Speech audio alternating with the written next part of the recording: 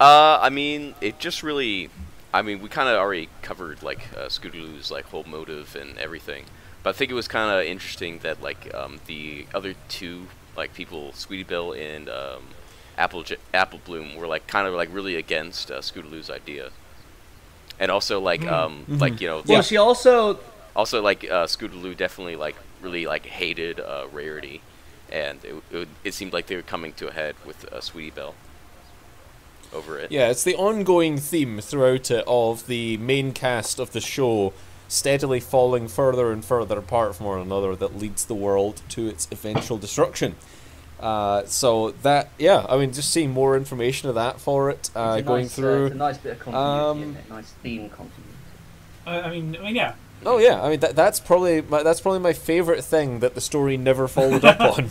Was that enormous theme of the reason the world fell apart was because friendship fell apart and the wasteland doesn't understand that yet, and that the wasteland would be saved if people would start to come back together and represent the elements of harmony more to activate the gardens at the yard. But what the hell do I know about the ending? Yeah. So, I mean, it sort of Well, I happens. mean, in I the feel like ending, it's not something but that's explicitly stated, but it's pretty much.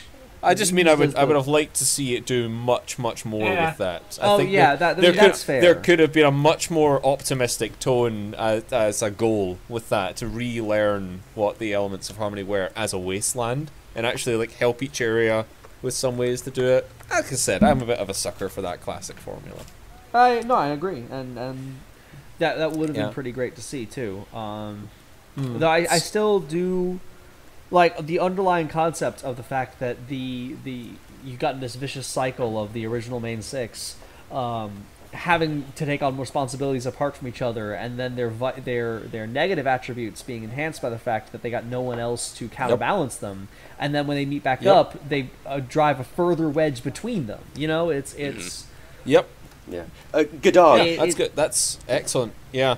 It set that whole thing up very, very clearly. Just like I say, I wish there'd been more of it. yeah. So, yeah. So before we get too sidetracked, I mean, that sounds like something for the final episode more than anything. So with Red Racer, I don't really recall how it goes from entering the Red Racer to how she becomes caught by this doctor at this point. Oh no, I do remember actually. I remember why she's caught.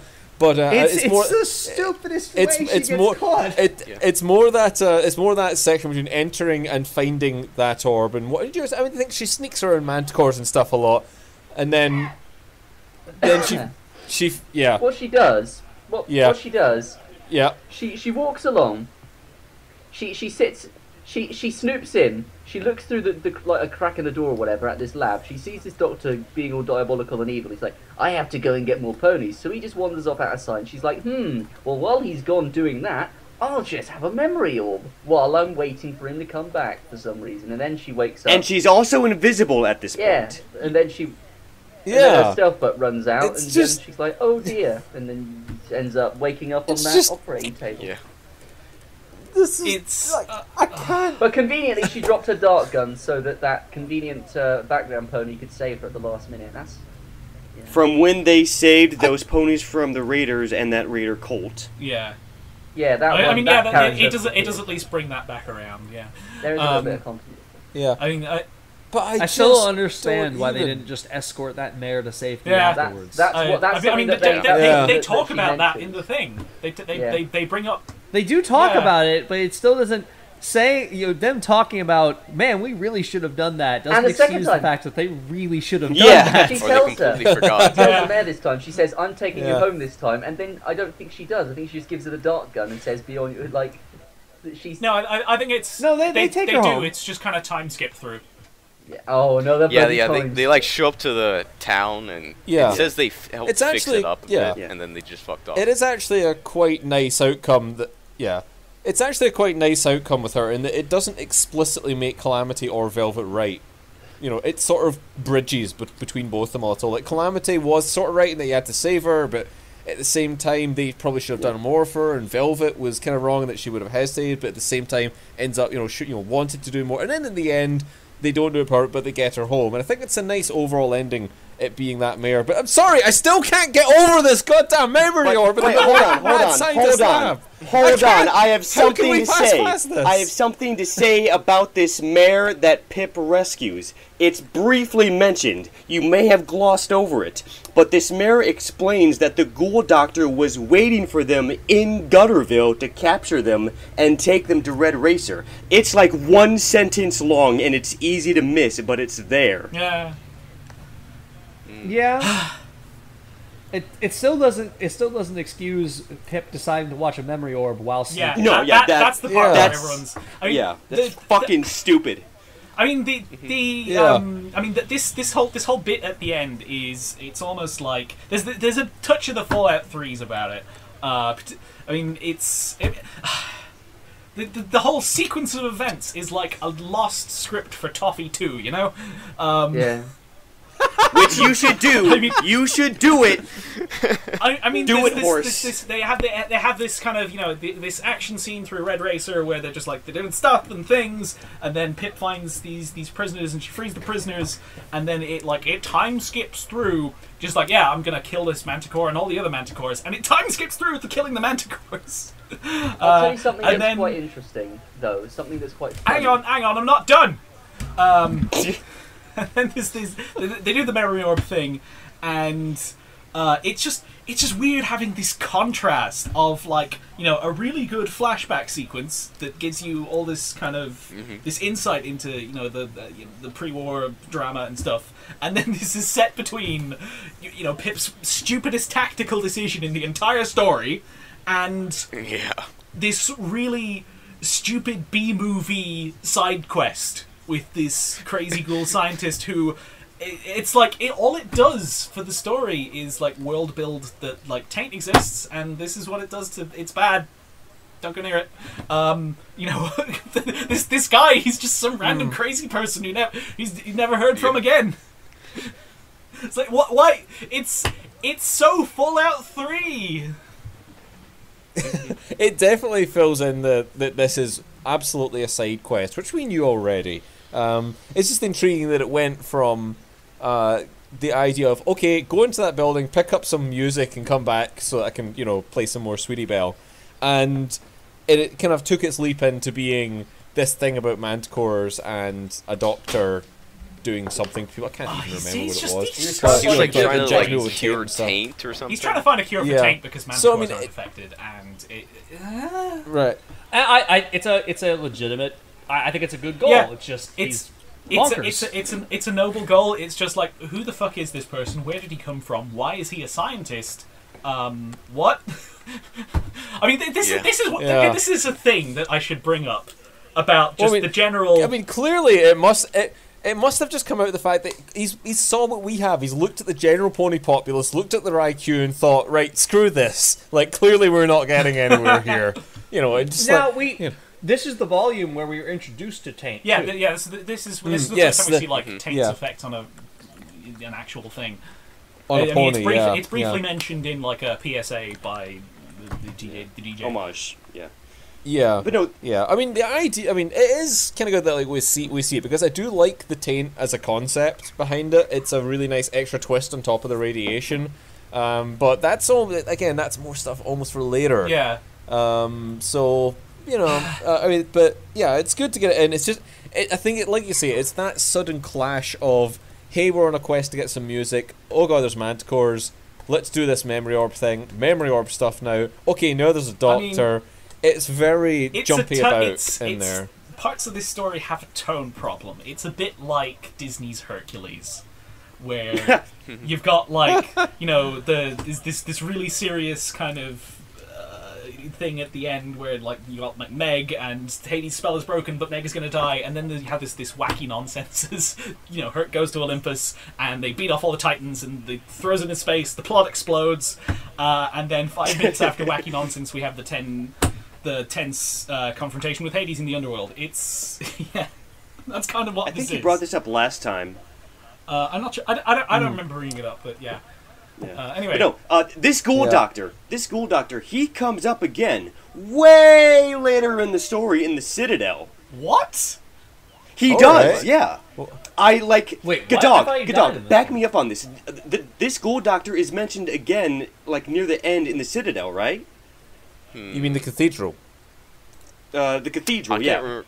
The cathedral. I'm Yeah, pretty sure okay. he's mentioned. I can't. So I what, can't was he like one remember. of like I don't Red even Eyes remember him guys or having something? a name. No, He he's doesn't not have even a given name. a name. I can't remember if he was or not. I'm Yeah, pretty I mean, I sure remember he him being is. brought up again, but like, was he like one of Red Eye's researchers or something? Possibly. To what end? Maybe? It just I mean- seems like tying things in for the sake of that seems like an afterthought. I mean, if so, it feels like it's really contrived. It doesn't really feel Yeah. like, oh, hey, that's where that guy's from. It's just more like Kit Kat Yeah. realizing, So hey, this guy feels kind of fucking weird. I should give him a backstory. really, I mean, he's but it's worth bringing to bear. It's worth bringing to bear. Like, he is a bit of an odd thing there, but at the same time, he's actually not really that large yeah, a thing. I mean, it's Yeah. it's stupid, he's- but it's he's at least just a over with quick- quickly. Yeah. Yeah, I mean, I think it's very easy to make it sound like we're sort of putting him above in importance, and the main thing about Chapter 17 was the Pinky scene. Yeah. I mean, that was what the chapter was building to. That was what this whole thing was surrounding, and finishing the quest was really just finishing the quest after that to get back to lead into the next mission where the next side Just quest to begins. mention, before we move on too far, just to mention that blue Yes. mare that Pip saved and then goes on to save her. Pip has another one of these really weird, like another one of these moral contemplations, and she's like, "We should have taken this mare home. We should have, we should have looked after her. Why didn't we do it?" And then she comes to the conclusion that the reason why Velvet didn't say anything to take this mare home originally was because she was apparently she was mentally scarred by seeing Calamity kill a foal, and that's apparently why Velvet didn't think to rescue this mare properly in the first place, which is... It's less about like her not thinking. It's more about them as I know, a party. it's like Pip's reasoning is a little bit weird, to say the least. Like, why wouldn't Calamity When is do it? it? That if we start pointing out any time Little Pip's reasoning has been a little bit weird, we're going to be here for a very long I time, mean, Armix. Yeah. we're already at the point where we've got 4 chapters left and we're 2 hours in. We should probably speed things That's up. actually a bit. quite That good change by wait our 4 judgment, hours. you know. Yeah. That means it's going to be a 4-hour podcast. Yeah, except I Yeah. might not be around for the last hour. So Are there any final for chapter thoughts? 18 then? Are there any final thoughts Yeah. on Chapter 17? Rip Punk. No, move on, please. Pinky scene, awesome. really. That's all. That's the main thing I remember. It's a great scene. It's built up. That's the big thing. That's all I remember. The that for. highlight. I do have one Yes. comment as far as back when we talked about Homage, where she was lying about whether she was DJ Pony or not. It strikes me like when she says, "Oh, well, if they knew I was DJ Pony, they could just kick me out." And I'm like, but why can't they? Because just kick she's a DJ ghoul Pony out? sympathizer. Well, yeah, but why can't they just kick DJ Pony out? And also, she's, like, protected by the Twilight Society, so Yep. I don't see why. Well, why can't Homage like it? I mean, I get it. There are other reasons to hide your identity, but at the same time, like, the reason she gives feels like it's real easy to get around. Why couldn't they just break in and kick DJ Pony out? Except I the see fact it he more as doesn't that exist. the deed like they. I mean, okay, they're ghoul haters, but at the same time, they're not idiots. You know, like they realize the worth that the DJ has both to them and the world at large. I mean, Ten Pony is almost certain. Yeah, like Ten Pony is definitely one of the hubs of the entire wasteland, if not the most coordinated hub in the Besides entire Friendship, wasteland. Yeah. So like them having that resource of someone who can do that job is probably worth more to them. Absolutely. It doesn't. It seems like Homage could come out as DJ Pony with that not being a concern. Like, she I guess would it's be just- at no more it's- risk of it's- getting kicked out. yeah. It's just to avoid anyone happening to visit trying to do a hit on her or something like that, I'd imagine. Yeah, that I'll totally go for. Yes. Yeah. I mean, yeah. So, chapter 18 then, Yes. seeing as... Yes. Gadog, is this yeah. your chapter to go on your rant, or not yet? Maybe I'm waiting for the later ones. Okay. But I do know that this is one where Homage's This is and the Blackwing Pip's, mission. yeah, this is where Homage's and Pip's relationship like just kind of starts. Yeah, Mm. Yes, I do yep, have it some is. things to say, just Oh, not a it's lot of so things clumsy. to say. It just kind of, it opens up with this very boring date. There's something almost kind of Bethesda about it. It's, you know, the date itself has no personality in it, but it's, I mean, it's an excuse it is a vector for more information dumps. You know, not a lot. There isn't really any kind of there is nothing interesting about the romance. It just kind of that's why I say it's very Bethesda. It's like it is to an end rather than an end in itself. It just works. It just works. But Pip's romance, Yeah, I think, like, as I had written the way here- it starts is so clumsy as well. Because it's literally like, hey, Homage, you don't happen to know any lesbians that might like me, you know? And Homage's like, me. That's... Okay, I'm a huge lesbian. No, that quick. And I mean, that's why, you know, that was one of cute. the notes I have in, like, the rapid thing that I was going to do, where the entire scene was just like, lesbians? Lesbians! Yeah. I mean, I'll be honest. I thought that scene was kind of cute, to be honest. yeah.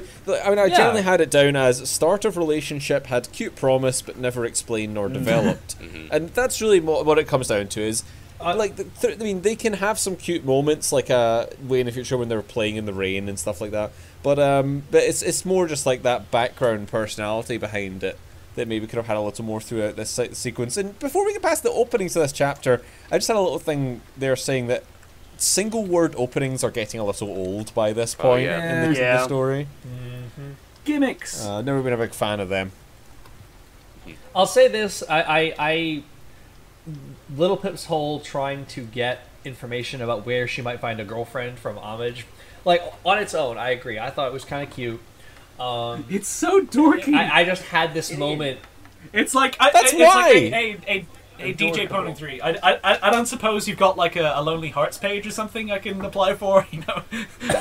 Yeah. Yeah, I love it. That's great stuff. Anyway, Ham, sorry. But yeah, no, I was just gonna say, I had this moment rereading it, this meta moment of, God, if all of the side stories were canon, she'd be drowning in lesbian ponies. Exactly, yeah. Yeah. Homer could just put an advert out, and then she'd have, like, at least 30 protagonists. No, I mean, they can just solve all the cat problems by, like, developing, you know, horse Tinder kind of thing. Mayor 19 10 Pony Tower likes guns. Swipe right. Dislikes Raiders. I wonder what a relationship between Pip and Alloy Shaper would be like. Oh, I That's don't like, yeah, exist that because is a straight. tangent. That is a tangent and a half. that'd be horrifying. Yeah. So with this one, I mean, it's mostly all centered around the start of their relationship at the beginning. I can't remember. Is this the one where they have that I think Velvet and Calamity become an official couple? I think that's way later. Or that I think might that's way be the later. next as far as I know, you know, they spend this entire thing just kind of being standoffish and stuff. I mean, this is not the part where Pip walks in on them having sex. That comes later. That's long way. way later. Yeah.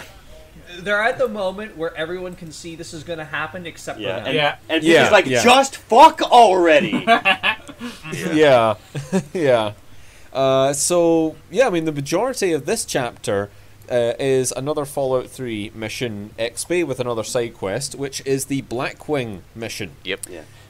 And the reason why they go on this quest to begin with is because Pip is mad as hell, and she needs to go out and get some fresh air.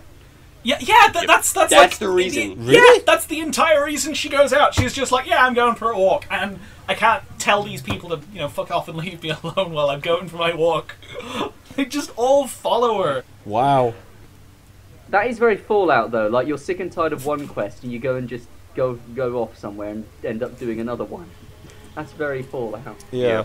Yeah, we have this weird transition between Pip saying she's gonna break in and forcibly save Monterey Jack, and Homage says, well, but then you'll get kicked out and you'll never get to see me again. And we cut immediately to her just stomping around the Celestial line at night. That's why. Okay, so there are two things I want to go on about. That's why all of my notes on why 10 Pony Tower's justice system is fucking stupid are in this chapter. That's why they're all here. Okay. Yep. So, I mean, first of all, there's how the Monterey Jack thing starts, where Pip just kind of goes up into the market and just like accuses him of trying to mug her, and the guard's like, yeah, we don't care, you're not a citizen, and then Monterey Jack is like, well, yeah, actually, she did. I did try to mug her, but then there's just this kind of like Pip doesn't want to press charges, but they take him in anyway because they don't care about what she thinks. And it's just like, what the fuck is this system? You Because apparently she's not a care about citizen. your citizens so much that when one of them self-incriminates, I don't know who benefits in this situation. It's just really stupid. So, like, it's... I get the fact that she's not a citizen, therefore her word doesn't mean jack, but at that time, then why do they care? Yeah, exactly. Yeah, I mean, like, Like, why a do they non-citizen. care if she Take got That mugged? clearly has a vendetta against legal system and bureaucracy in general. I mean, I'll fucking get to that. I've fucking notes on that in chapter 21. But then there's fucking Homage defending this system. I mean, chapter 17 opens with them like on the roof or something, and Pip is like, Pip asks them why these laws are stupid and strict, and apparently there's no room for amnesty for a crime which happened somewhere else, where the only source the authority values is the perpetrator. The victim wasn't meaningfully hurt once the charge is dropped, and the perpetrator appears to have no self-preservation instinct. Also, why is the punishment for attempted banditry execution, Yeah. but the punishment for jailbreak, like the punishment for Pip trying to jailbreak him, would be exile? Because Yeah. banditry is strictly illegal. There can be no banditry. It's absolute. I mean, this the next thing I was going to say, where apparently the reason that this is this way is to discourage raider activity because of their proximity to Shattered Hoof and Philadelphia, and I don't. What? This? Why? Why would they let any raiders in the first place? This is so Yeah, stupid. by their own admission later on, it takes years to become a citizen. You think at Yeah. that point you'd ask the question, hey, do you like to decorate your living room with rib cages? Oh yeah, Sure, got a it'd lovely be chandelier. I mean, this entire narrative leaf is like it would be completely at home in Fallout 3. In fact, if it turned up in Fallout 3, you'd kind of be going, hang on, this is a little stupid even for Fallout 3. and then on top of this, you've got like in the next chapter is where, you know, Pip brings back the sometimes you have to become the villain of the piece thing, except 10 Pony Towers justice system is stupid and legal flowchart shouldn't have arrived here in the first place. It just works. Yeah, the whole concept behind like 10 Ponies law and that whole thing with Monterey Jack, like that whole segment to me, it comes across more like it was written to achieve an end rather than written to be a thing Yeah. unto itself. Right. Yeah. Like it was, you know, it was to get to an end point of I need to have this set up for this to happen. How do I get here? I'll do that and that. Yeah. When it, you know, it didn't feel like it was made to be a thing. It is you know, a scene entirely unto its own. causally contrived that you have this justice system that is just so just irrational. It's an idiot plot. The justice system is irrational. Monterey Jack acts irrationally. Homage defends it irrationally, and everyone just kind of has to go along with it because it's the law, I guess. Yeah. So is this? I mean, again, I may be getting things wrong here. This isn't the one where Velvet betrays Pip, is it? That comes no, later. That's That's the later. end That's later. of this chapter. That's next. Oh right, okay. Mhm. So That's like 19, for isn't this one, I mean, the majority of it, like getting out of the tower into this Blackwing. Oh yeah, quest, then we have the fucking why is she going out in Manhattan at night? We've spent several chapters establishing how dangerous it is in this city. Because she's mad. She's mad and she needs to stomp around to let off some and steam. she's just going for a walk. It's like Yeah. I'm Well, Yeah. everyone goes with it's her, like so, it's you like know. you're in the green zone, and you know, yeah, I'll just go for a walk in fucking Raqqa. Yeah. Oh dear. Yeah, this So quest was a little... going out there, and the idea of this quest is to rescue a bunch of Talons. Now we've already met Blackwing's Talons, I should say. We've already met God's Talons, and this is our second meeting with the Griffins coming up to rescue them from Alicorns. So we get our our third major conflict with Alicorns in this chapter, and our first point on meeting the Blackwing Talons, who would become the most confusing required to remember background characters in the whole story after this point.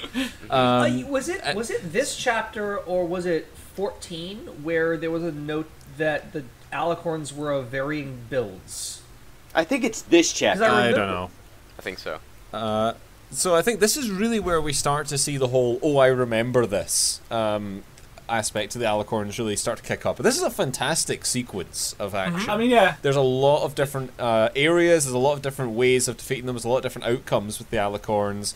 And it's a fantastic action sequence leading up to meeting the Griffins. And then, with the Griffins, it just came up to this one thing that I don't recall it ever being talked about elsewhere. So I had to look at this and think to myself, what on earth is they talking about when they said something like, by the great egg? Oh, yeah, I remember. Yeah, this I is know about that something here too. It was just some- like That is the a one deity line was that ascribed to the justifies Talons. Griffins laying eggs, I believe. That is the one line that makes people believe the Griffins lay eggs. Just because of that line. Well, But I mean, What are they I don't talking know, about, it's though? like, I think it's like deepest implied to be lore. like their like It's weird religion thing. something. It I don't seems know. something religious. It's taken the name of something in vain. Yeah. Deep lore. Yeah. yeah, it did God. I don't think God ever invoked. No. Well, you know, they No. were too busy making jokes about her name. Her name, Like yeah. one of the notes I have for chapter 13 is it's just fear of God.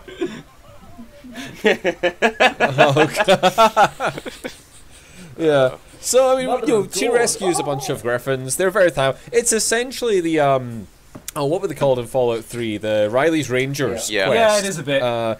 It's essentially a rerun of that, but with alicorns. And I gotta say, the way they deal with it in the end is rather awesome. The whole chase through the air, with them riding on griffins through the skyscrapers of Manhattan, and then Calamity blowing up a whole Like a crap scene from load Star Wars of or essentially nuclear-powered Yeah, cars I mean, it's- below it's a them, good set piece. and take out half the city block in the Yeah. process 3 with blocks, the whole. it was meant to Yeah, took that's out just 3 what Calamity city blocks does. in the process. 3 city Yeah, blocks. it's I Yeah. love Steelhooves' comment at the end. You're not allowed to comment on my battle tactics ever Yes, again. I Yeah, love that it's- line. Yeah, like essentially, I'd mentioned all the way back in chapter 14, but by this point, I like the fact that the cast are really starting to banter Yeah. at this point. It's the same Yeah. thing I've said about My Little Pony as a show right now, and that it's at its best when they let the characters banter a bit to show how close, firm friends they are.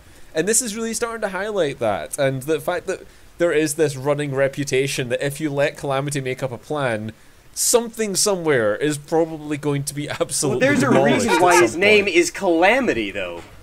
Exactly, yeah. And there's something wonderful about the guy who's known as the precise sniper is the dude who also ends up wasting 3 city the blocks canon by reason for why it's accident. called Calamity is actually quite sad. The canon reason is because his mother died giving birth to him, which is, you know, that's a lovely thing to call your child, isn't it? Calamity. Yeah, it's I mean Exactly. it's just it's one step removed from, you know, naming your child Accident. Yeah. Well, hey, there was speaking of going back to banter, there was another good exchange between Steelhooves and Little Pip before they walked up there, and Steelhooves like trying to get on her case for having a hero complex, and Pip just shoots back, "Nah, I just want to see how some griffins could get stuck on the roof of a building."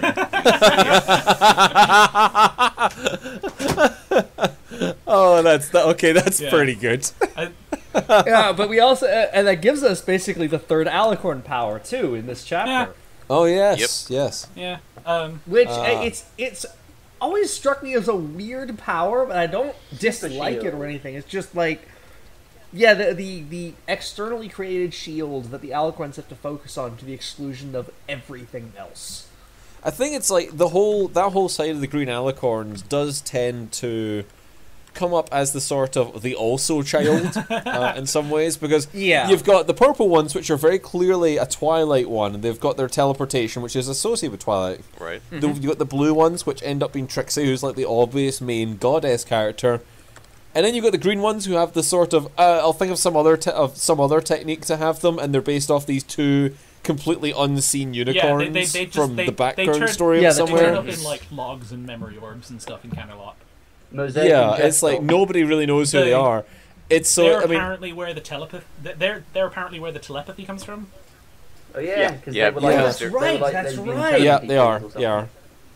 Yeah, they were Yeah. like. But they it's had really, telebeat and it stuff. really is just weird because you've got these two iconic characters and their iconic, presence in the story, and it's just the green ones are just these these We're others. also here. I'm trying to think. Were there any other prominent unicorns in season 1? Nah, that's probably why she just came up with some random one. I mean, if the story were written.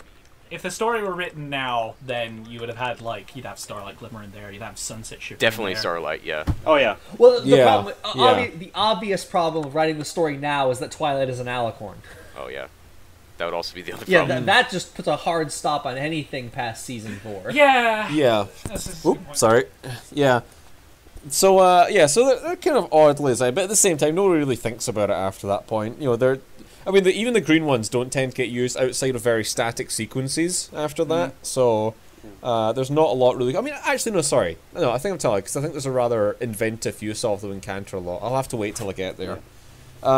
So we end up rescuing the Griffins, and Blackwing owes her one. And that will come back in the future with a very Wait, morally ambiguous choice. You guys are missing a completely very important point, and this is the first time where we hear about the Black Book.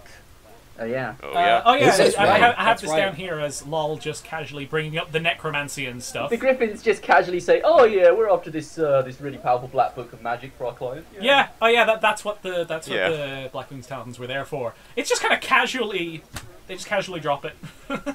Now, is it ever confirmed that Blackwing is working for Red Eye to obtain the Black Book? No, it's probably. I don't think it's so. probably the Steel I don't think Rangers. so, because Blackwing ends up joining up with God. No, but Blackwing mentions that she has some sort of client that she's trying to obtain the Black Book for. Remember the guy that tries to break into that stable to put himself in the Crusader mainframe? I reckon it was that Steel Ranger bloke Yeah. who after the book. Oh, Yeah, him. I reckon it Oh, might that, be. that guy. Trying to be Oh, immortal. that's right. Yeah. The commander of the the Steel Elder. Rangers. So he employed Blackwing. Probably. No one knows. I don't know if it's That's confirmed speculation. That's I speculation. mean, It is. that's speculation. Yeah. We- Yeah. It's never really answered. later. No, it isn't. Yeah, no. Thanks, K-Cat. And Blackwing just very quickly abandons that Yeah. contract. It'd be so much for loyalty to the contract. Yeah, Blackwing is like, fuck this, I'm out. Hang on. There is there's a much simpler answer for that. There, she was Blackwing was hired by the goddess. But then And why then would turned the on. goddess try to? Yeah, really. Can't Yeah, kill them the then. goddess was there for the same reason. Is the only problem? See, that's Yeah. a problem. Yeah. So it'd have to be either Red Eye, or someone else that we don't know. Yeah. Well, either way, they disappear off into the sunset for the moment. Yeah, they just get on a bus and leave the plot entirely. So one of the things that I had written down here was, and I'm going to preface this by saying this is something that I do too, and I need to get out the habit doing, is that the story has a big habit of, I mean, there's the obvious saying, show don't tell, but Fault Equestria and my own writing, again, I repeat to add, because I'm still learning not to do this myself, is show and tell in some aspects, where it does something and then it immediately starts explaining what it was just done. And I know why that happens. It's when I'm writing, it emerges from me being afraid whether people will get it or not. And I need to learn to trust that people will a lot more. So that was beginning to creep in around this point in the story. I don't recall if it goes onwards after this, but that's something I remember noting it here. And it's the same thing that Snipe mentioned to me when he saw me doing it. So, it's just something that I flagged because I'd been learning through that one myself. Yeah, I have this down in some of the prose notes in chapter 21. That's where I collected all of those. That there is this narrative, this prose habit of just repeating.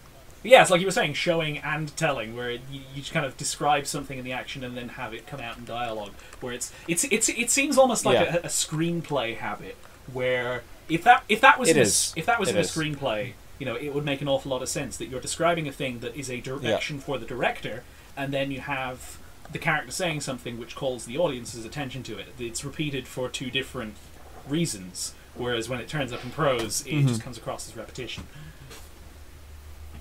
Yep. So anything else about chapter 18, or shall we move on to drug busts? I have nothing more. I've got something from this, basically the start of chapter 19, which is kind of just Okay, wrapping up why Blackwing. don't you lead us on to chapter 19 then? We start off with another creative use of the memory orbs, where they have to pry the Little Pip's foreleg off of the piece of rebar it's impaled on. Owie. And And to basically knock herself out, she's like, okay, hold on, I'm going to go into this memory orb, then take it out. Yeah. That's clever. Memory orbs in general, I continue to think are one of the best aspects of the crossover. Absolutely.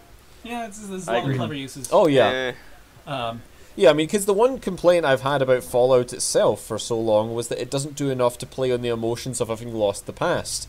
And the memory orbs are a perfect mechanic. It allows that to really become a dual story of what happened, why it occurred, and how do we turn it back in the future having learned about what happened and the tragedy of what was lost. And it really gives you a will to want to save the future. So yeah, the whole idea of them was fantastic. As a counterpoint, when you're talking about Fallout specifically, I think that's actually part of why Fallout 4 doesn't work. Because Fallout 4 does kind of have this nostalgia for the past. You start in the past. Oh, it doesn't. I felt it ignored it. It did. But there is the. I mean, yeah, it's plot wise, but in the presentation of it, they are trying to. I mean, when you contrast it with something like Fallout 3, Fallout 3 is not afraid to be weird and just this kind of. Because the pre-war world of the Fallout universe is a nightmarish really place. Nightmarish. It's crap. You wouldn't want to live there. And yet, it sucks. And yet Fallout 4 opens with this kind of idyllic 50s suburban house that... It's... I'm kind of... My point is sort of unraveling here. But there is a reason it's different in Fallout. And that's because the pre-war world wasn't very good. Fallout is about... Yeah, Fallout isn't about the world lost, it's about the world after. Mm-hmm. So, I mean, I totally get that point for it, and my complaint about more is that it was more actually because of exactly what you said, is that Fallout 4 tried to do it, but it didn't try it. It set out... So, like, if it was going to do it, it had to commit to it, and that's one of the things that I like about Fallout Equestria. It commits Fallout to 4 that. is kind of this weird sort of half nostalgia for a place that doesn't really exist. Anyway... So, chapter 19, whoever was talking about it, yes. This was one that opened with a memory orb. Was this the memory orb where the memory is in like a Nuka-Cola bottle? No, that was last time. That was in Red Racer. With the CMC. Yeah. This one is the Buck who's just sitting at his desk doing his day job. The and Ministry of listening in on Morale agent tapping a phone. Yeah. All right. And we get the very first time Little Pip experiences a memory of someone of the opposite gender. No. Before that, she was not the first. She had the Steel Hooves orb. Yeah, but she's grossed She wasn't. out. Oh, that's right. She was. The reason why it's mentioned is because apparently she implies that he's got itchy balls, and she's like, ew. So that's right. You know, it's like this one and the spike orb we come across later. It's so highlighted how uncomfortable she is in a male's body. Well, that I mean, Spike. To be fair, Spike's body was literally. Yeah, a dragon. I mean, also that too. Yeah. That too. And like all of this should kind of pale in comparison to the feeling of being a fucking bottle of Coke. Yeah. Yes. Which. That was pretty funny, and I feel like I feel like that is something that should come up more. Just kind of little silly nonsense like that. Well, actually, the one thing about that was like, how did they record the memory orb? I think it was like some sort of device. Like, what was inside the bottle? Kind of like a little recording device. A little robot, I have to assume. Yeah. And then how did they put in a memory orb? This is one of those things where I feel like this is one of the things that lands where the coffee replaced by industrial solvent should have gone, where it's like you're presented with the result, but you don't know how it got there. It's a bit of a noodle incident. Yeah. Also, what was this supposed to accomplish? Like, the whole scheme depends on no one drinking the entire bottle. Well, the bottle was empty. No, there was a little bit of cola. She dumped it out and tossed the bottle in the garbage. Yeah. Yeah, Pip gets put in the trash where she belongs. If someone had drank the entire bottle, they would notice the clearly obvious recording device. Maybe it was really small. I think it would have been better if it was like magic. No, I got a better idea. It should have been if it was like she had like a goldfish in her room, and then they just recorded from it. That'd be They amazing. took the memories from the goldfish. Yeah, well, we see that they got the problem there when they have to. Doesn't that mean that you would essentially like watch it, and then after every 5 minutes, it would loop endlessly and trap you? Yeah. Yeah, you'd only get like 3 seconds of memory out of it. Maybe that's why they chose to use the Coke bottle and chant it instead. Because the goldfish was causing problems. But Yeah, getting getting back back to to chapter getting back to 19, we also, this is when Blackwing tells Steelhooves about the plan that the ghoul to unleash the ghouls. Again, that Fallout 3 quest of where you can choose to let the ghouls run rampant. But it just struck me as the most out of character moment. Now he's Steelhooves is being facetious here, but it's the most out of character moment when Blackwing tells him about the door and Steelhooves goes, "By Luna, I hope you told him about this." I'm like, that's the most expressive He's ever trying been to get in the more. story. Yeah. He's trying to get more information. He's trying too hard, and Blackwing just doesn't even pick up on it. See, this is my question about Steelhooves. Like, does he not like people that are prejudiced against schools, or what exactly is his deal? I think he's really overcompensating. Caught on. I think he's overcompensating. There's like when they first go into Temple Tower, there's this bit where he's just like, he says just can't have filthy ghouls just walking in. Yeah. He totally knows. It's like the fucking it's fucking how do you do, fellow kids? You know. Right? Yeah. No, I think that was a joke. Him saying that when he entered was I think it was kind of a joke to himself. I think he was kind of feeling quite proud. But Yeah, there's that too. Yeah. Well, this was here. This is also where he killed the sheriff. yeah, that's Yeah. later At the on. end of the 18. Yeah, by the end of this chapter is when he kills. Or no, the Chief No, Grimstar. It is. I thought that was in chapter 20, but yeah. Oh wait, no, that is at the end of this chapter. Yeah. Yep. Yep, Anyway, end of this chapter. Fuzzy, you were saying something. Yeah. So the intriguing thing, just at the beginning of this, that really is the summary of this whole chapter. You know, they go back to Ten Pony, they realise why the things did that. Little Pip gets given the kids, and she calls in the favour from the Black Wings to do that, which I actually have to say I thought that came a lot later. But the thing that I actually noticed there was remembering is right at the start, the original reward that Blackwing tries to give to them is not a favour, but a giant weapon. A giant That's a cannon. reference to the And there Violent is a Race. rather amusing sequence of like Calamity wants it. He's actually suggesting strapping it to the back of Steelhooves.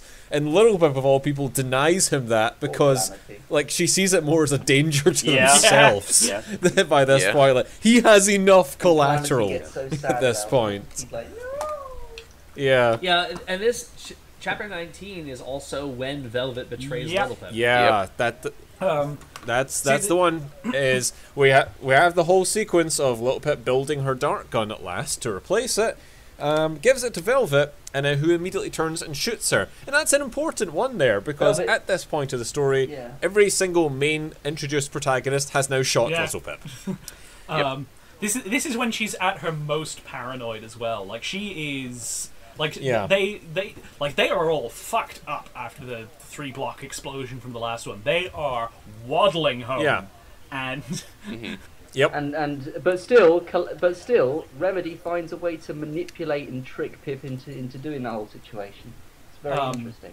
Well, it's not exactly a lot of No. manipulation. It's just when a friend hands their friend a gun, she just No, fires. but she's encouraging. There's not- She encourages Pip to make I don't. it It's now. not exactly as highbrow No, but manipulation she tactics sees by she the sees an value of opportunity. poison. She says, "Oh, actually, Homage, while we're here, hey Pip, you want to make that dart gun? Oh yeah, yeah." And she encourages Pip to make the dart gun. yeah, That's- she's standing with her while Well, I feel like that's Yeah. more of a as Little Pip is explaining her plan to bust Monterey Jack out. I feel like everyone else in the room is standing here like having this silent agreement of we can't let her do this, can we? Yeah. No, Yeah, we can't. yeah, We gotta do exactly. something. And So, so Velvet's the yeah. first one to think of something and say it out loud, and everyone else just picks But up. on here's it. the problem with that, though. Why does Velvet need Pip to construct the dart gun? Why can't Velvet just use the dart itself? That is a Sure. note I have. What? That, like, surely she could just like jam it into her neck or something. She's got medical training. She would Look. know where to stick it. Look, Fallout logic. Okay, it needs to be shot from the exact gun in order to work. Exactly. Maybe she didn't. Okay, in my mind, I'm thinking she probably thinks that if she fails and doesn't get the jump on Little Pip correctly, Little Pip's telekinesis can can overcome her own. Or she'll shoot her. Yeah, pretty much. It's just the case of like how fast can your telekinesis fire it, as opposed to just pulling the trigger and have it doing itself. Yeah, but like there's no reason not to. Pip was like near death anyways. Yeah, I mean, she's not exactly. I don't really see the criticism, to be honest. I mean, it just kind of contributes to a feeling I got a lot in this chapter, where this is one of those chapters where it seems like the artifice of the fictional world is showing a bit, where you're getting a lot of these scenes where the way it seems to be described, there's like these little inconsistencies and a few too many jokes that lean on the fourth wall, like pointing out some of the gamey nonsense, and it just seems like the boom pole is dipping into the shot kind of thing. I really got that impression from a lot of this chapter. I'll say this chapter is where I have a notation that Watcher is a terrible liar. He is a bit. Spike is just an awful liar. Well, it's Spike, of course he is. When have you ever seen Spike lying well? I mean, exactly. Yeah, he hasn't had any practice, so you know. He's also Spike. Yeah. Who is... To sort of bring up is that we've talked about them, betraying her and shooting her with the dark. The reason being is that by this point in the story, her addiction has gotten to such a crazed extent that she's making illogical decisions and is clearly having a lot of issues. So they shoot her to put her in and get her cured. But in the meantime, they also mean that she can't go and save Monterey Jack. Potentially get them kicked out of the tower. And I can't help but feel like there was a little bit of self gratification there from Velvet, preventing Pip from getting her kicked out of this tower. What? No, I don't think Velvet's so. explicit reason is, look, this is the only place that could I cure feel like you that's of your more addiction. of an excuse, but there we go. What? No, it's not an excuse. It's a flat out Maybe fact. he's trying to pin Velvet as an evil genius. I think you're stretching. I mean, like, what ulterior motive could she have that's not utterly stupid? Like, I want to get to the spa. I mean, yes. No, that's not it. Rarity. Nah, that's not it. No. Nah, mate, nah. Yes. I have one note here, just on my point from earlier. That's just inventory arrangement spell. It's one of those stupid jokes that keeps. Well, it's not even a joke. It's just like what? How? It's trying to like reverse translate. I mean, the Pip-Boy is already an abstraction of the game. The way it manages your inventory, and trying to reverse engineer it back to, a real thing is just weird. And please stop doing that, K-Cat. Please stop. Yeah. So, that whole kind of like betrayal turnaround thing there to get her cured of her addiction is the main outcome of this here. And there is one very nice sequence. That's next chapter, I believe, with the toilet. Yes. Yes, next chapter. Yep. So, really think we might want to move on to the next chapter then. Yeah. I've actually got a couple of notes about. I've got a couple of notes about rehab. Okay. First there's this really good scene with Calamity where he's blaming himself, and there's a few just nice interactions with other members of the party there. There's this great moment of black humor where she's just sitting there in the bed in rehab, and there's a Ministry of Peace poster above her, and it's advertising positions like bedpan unsoilification technician and cancer ward clown. Yeah. Cancer ward clown. It's one of the few moments where some of the dark humor of the world really lands, and it's just.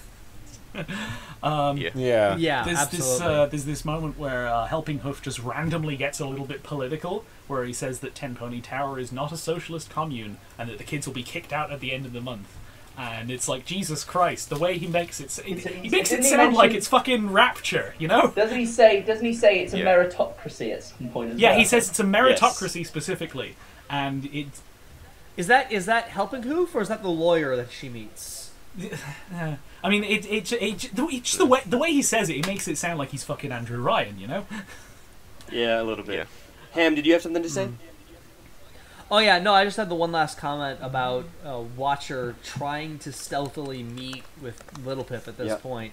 And Steel Hooves making a note, it's like, hey, this Spritebot's been trying to get your attention for the last hour.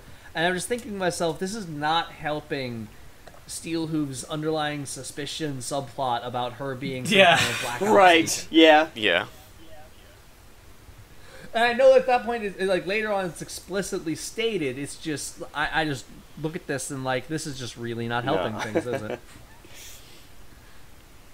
But yeah, that's all I've got. Okay. So I've been looking over the summary for chapter 20 in prep for us moving on to it, and I just had to laugh because of this line I saw in it. Well, this is legitimately written in the summary. While Velvet is in the Fluttershy orb, seeing her idol for the umpteenth time.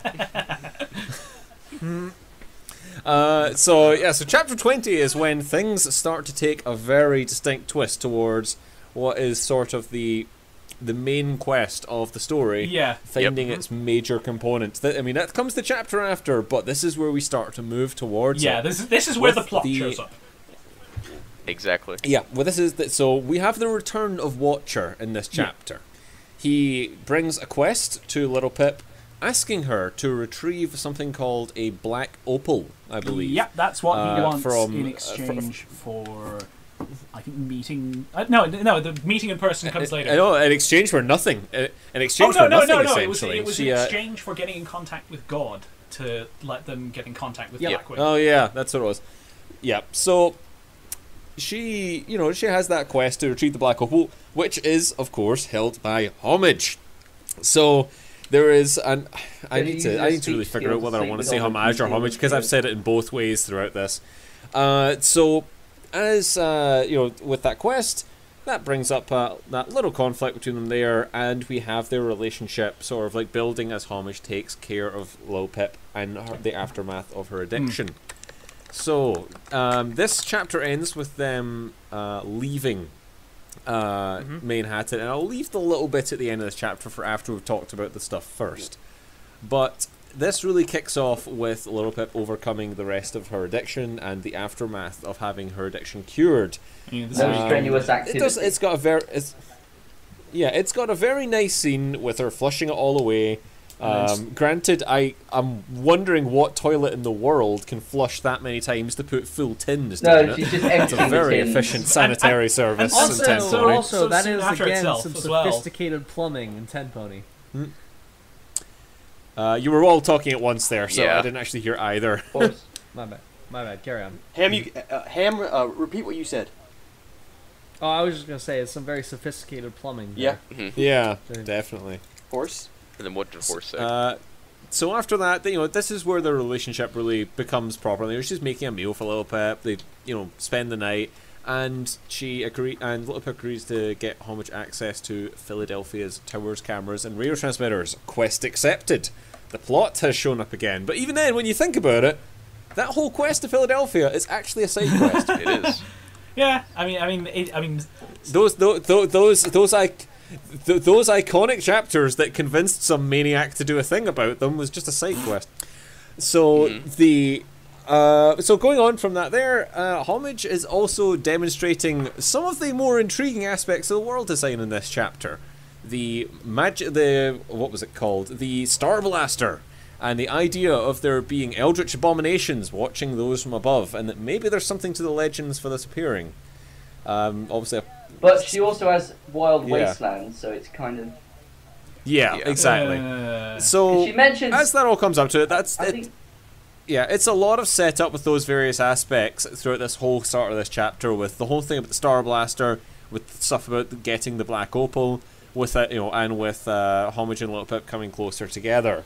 So, closer together is an understatement, isn't it? I was trying to be vague. Let's just whip it out, shall we? All right. Well, they put it in the printed version. They do the naughties, okay? They did. Yeah. They do the lesbian. This is kind of the culmination of a thing. Culmination. Or the climax, a thing, as you might say. A thing that has come up for like several chapters now, where, actually, more or less for most of the story at this point, as long as there have been other people around to look at, that Pip has just been... She has been checking out every female she sees. She's been a very horny teenager. Exactly. it's kind of distracting the extent to which it happens. I have there was that whole masturbation scene in chapter 15, which is like, did we really need that in first person? We didn't really need that. She is canonically a very horny like teenager though, who has always been lonely her entire life. So yeah. It doesn't. I mean, I've read a lot of stories featuring teenagers. I didn't necessarily have to listen through to that during it either. It's like, exactly. Like I'm currently reading a story that's set from an 16 to 18-year-old woman's perspective, and it's like, yeah, this doesn't happen. It's also just a bit weird with the framing device that we find out at the end. That like, yeah, she's recording this, and she had the opportunity to edit out, at the very least, the parts where she is checking out other people that she has to work with, and she left them in. Well, the idea is Life Bloom edited it, so maybe it was Life Bloom's decision. What, Life? Yeah, but then Life Bloom... Yeah. Life Bloom the funny thing about that someone else made the decision to leave those bits when in. Life Bloom is something that happens in the next part of the story, but like, the funny thing is when Life Bloom's checking her memories for the Twilight Society... he says that he purposefully wiped his memory of the sex that Pip had with Homage. But yeah, because he's gay. In the final cut. That we never Yeah. get to... So what is he doing? Yeah. Oh yeah, I mean, like, is this the director's cut that we've got here? Is that the text that I ended guess up? so. Yeah, essentially, like we're seeing the sort of the eventual one that came out on like Horse Leaks at some point down the line. How much of a dick Homage is? Because it said Homage and Life Bloom edited. I'm guessing Homage made him keep all the masturbation and stuff in just to. The two of them seem to have a bit of a thing about publicly embarrassing Pip. Yeah, so exactly. who knows? Maybe so this is that's that tendency from a Watsonian point of view. From a Doylist point of view, it's still kind of like it comes across as like clumsy, amateurish sex jokes that don't really land. It's just awkward to read. PS31. Woo! How funny. Yeah. I'll say this. This getting away from the sex, what was most interesting to me in this chapter was that this is when we find out that Fluttershy gave the mega spells to the zebras. Yep. Oh, this is a big reveal. This one. Yeah, this is the conclusion. We find out what happened with Fluttershy. Not the full story, but we find out Steelhooves says she gave the mega spells to both sides in an attempt to basically cause a mutually assured destruction. No one's going to fire. Except ponies are dumb, and that doesn't matter. Well, hold on. It was touched on in this volume that ponies never had any wars. They had known peace for 1,000 years, and they made all of the mistakes of war all in one war. Yeah. Yeah. And that strikes me as convincing enough, really. I mean, and I think those two words you said there are probably the most important ones with the whole setup for it. Convincing enough. That's all it has to be. Yeah.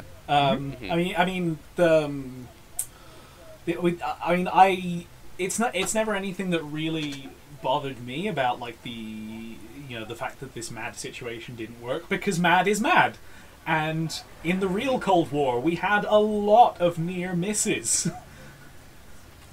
Yeah, absolutely.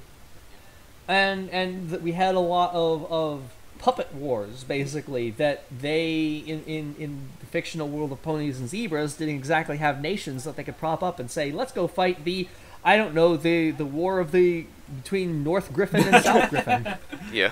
Well, I actually did mention that the Griffin kingdoms aligned themselves with each other, and there was kind of like infighting between them because they had mercenaries on both sides. But that was that's kind of more of a that is true. Empire kind of deal where you've just got all these little principalities rather than Yeah, that's why I always thought the Griffin kingdoms would be just kind of like HRE, especially because Griffins are implied in the show to be Europeans. Well, the funny thing is also on the map it's implied that Brits are ponies because Trottingham's over in the Griffish Isles. So that means it's only Anglos. It's kind of confusing. I mean I have given any attempt to put the events of Auto Equestria on a map or a they're not meant to be. It's not even a case of oh, the story didn't lay it out. It's just there was literally no point to. Like, they don't have to be. So it's it's not a worry. So to sort of like keep moving with the chapter, we're starting to diverge massively there. With the that whole thing about it being Fluttershy 4, I mean, like you said, it's convincing enough.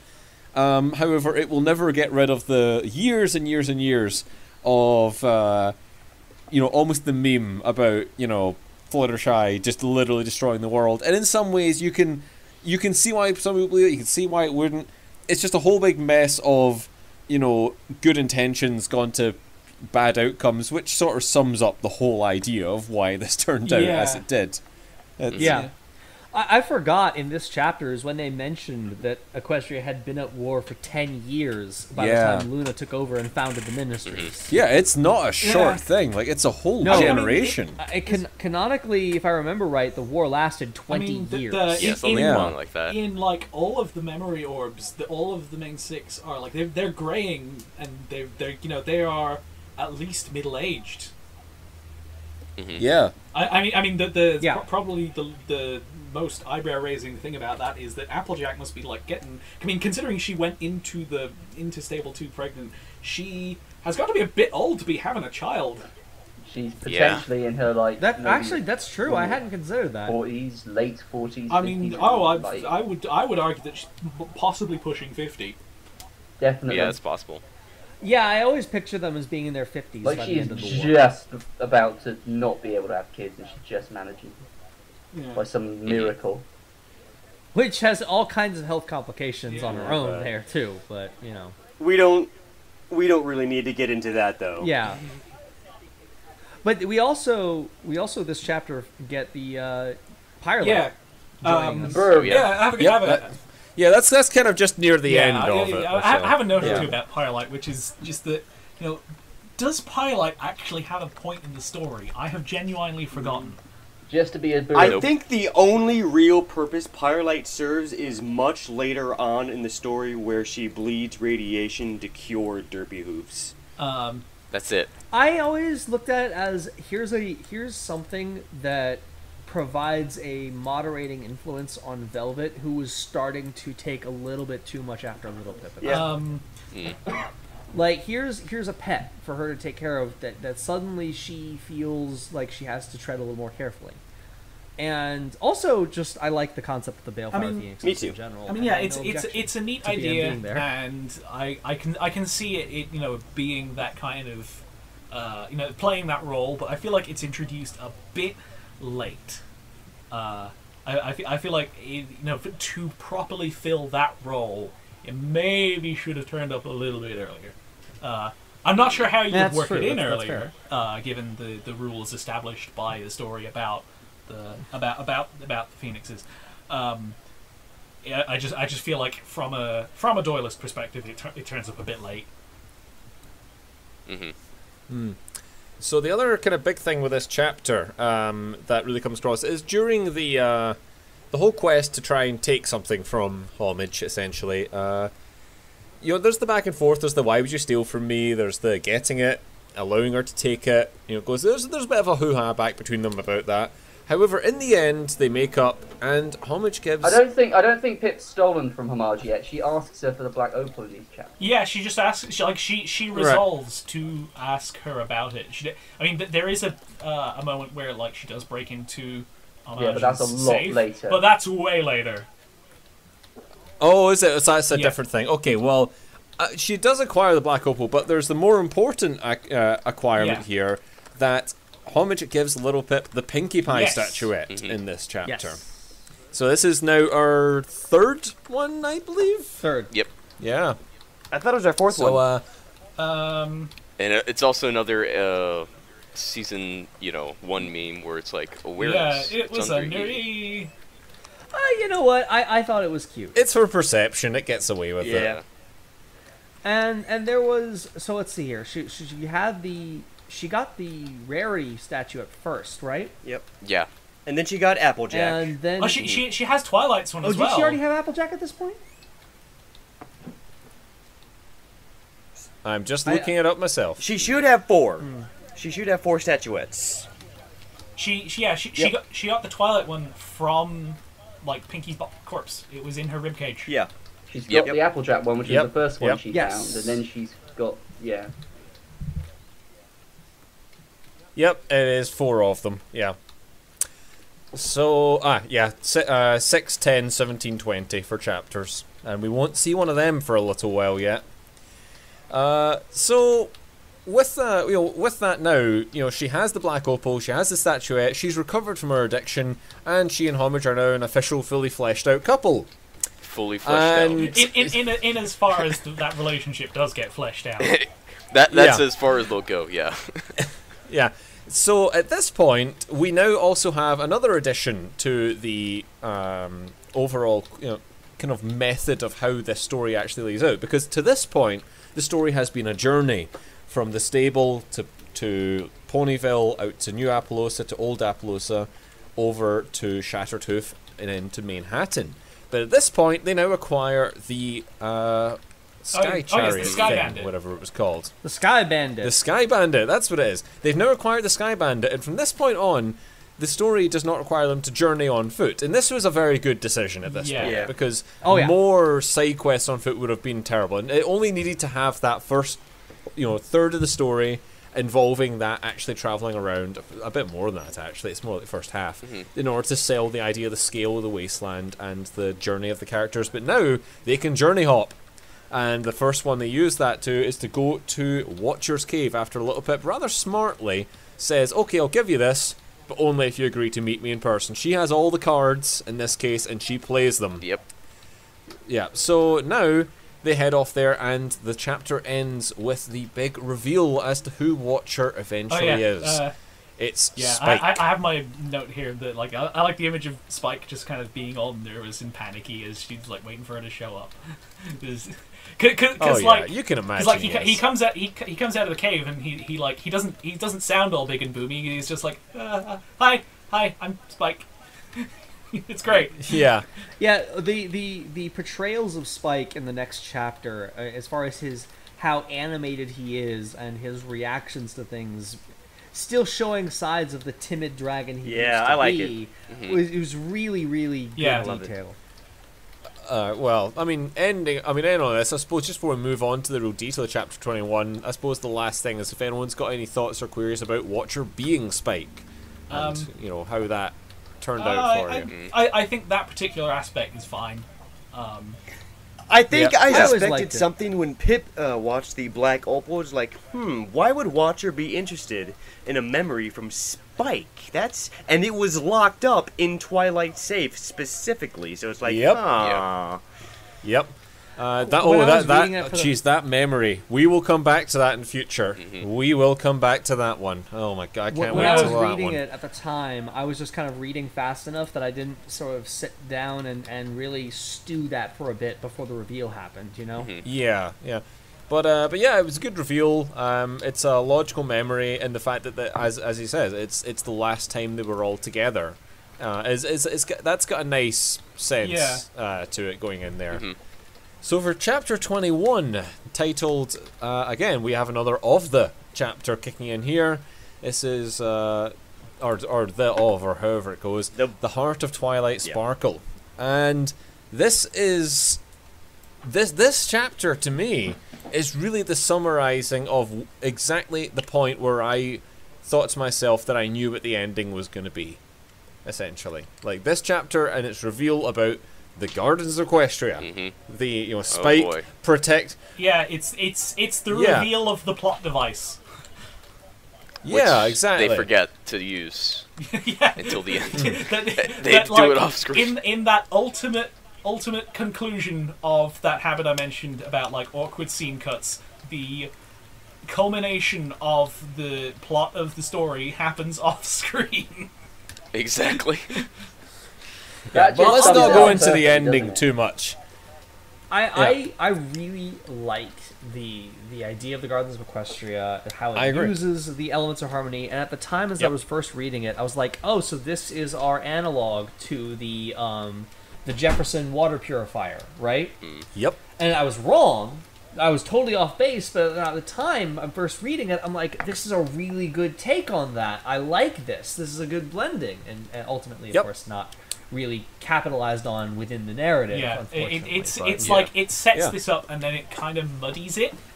It just kind of. I mean, I mentioned that they the did. last There is a big fight over it. Remember, there's the fight at Spice Cave, but Yeah, that's there off is. screen again. And then there's Spike roasting that Pegasus inside of her. All right, armor. we're getting a little bit discoordinated Oh, yeah, here. yeah. There's a lot of balls thrown up in these last 7 chapters, and this is one of those ones that just kind of it does come down, but only after going like, oh shit, I knew there was something I forgot. I've got to go back. Yeah. Yeah. I mean, the general idea of it being they come in, they realise that Spike has been guarding the Gardens of Equestria, a device that uses the elements of harmony that could restore the world to how it once was. Yeah, that's and a nice the big thing about this is yeah, and it's a wonderful idea. It's a fantastic concept. It feels justified because of the existence of the elements, and it has and the big thing about it is that anyone who reads it, they'll immediately think this is the finale, or this is what. Yep. Yeah, this is what the. Yeah, this is the end goal, and the story even flat out states that they go after that end goal for a while, and in many ways that's part of the reason why when we reach the finale with this, I'll be seeing some criticisms there, is because of this chapter setting up such a really good, strong, integrated ending that it doesn't use, but. This this chapter is a real setup for that. It's a really good setup. I mean, somewhere there is an alternate universe. There is a version of this story where the rest of the story from this point is sort of a finding the people quest. Which could have been really interesting. I agree. Well. And it rather than going for this kind of like big Bethesda climactic battle conclusion. It just kind of it makes better use of its medium as a text piece, where it just it is kind of that travel log where it's slow, it's stately, it doesn't try to throw out the fireworks kind of thing, and that could have been a much more interesting version of the story in the end.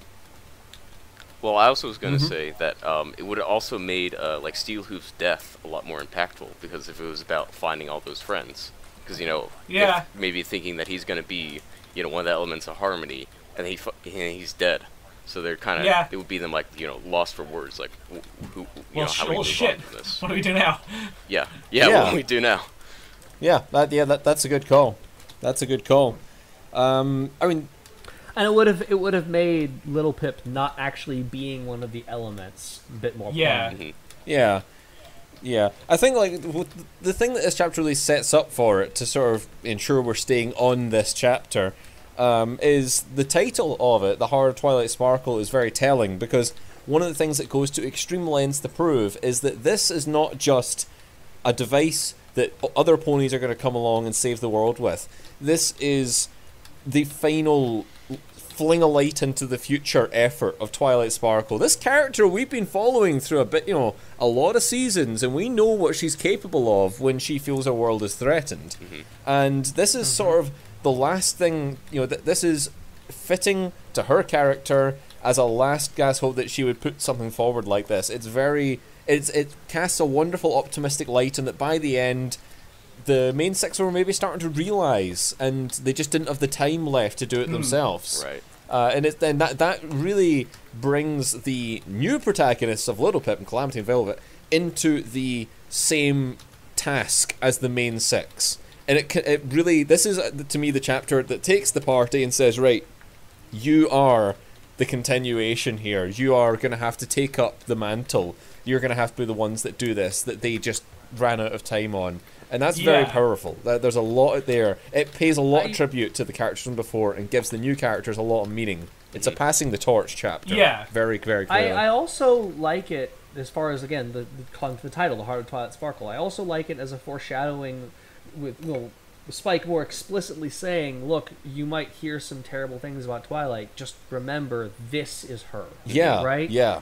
And it serves to pass the torch and also foreshadow, hey, you might hear some terrible things going on. And we find out, yes, we do hear some Diamond terrible Dog things. genocide for one. Yeah.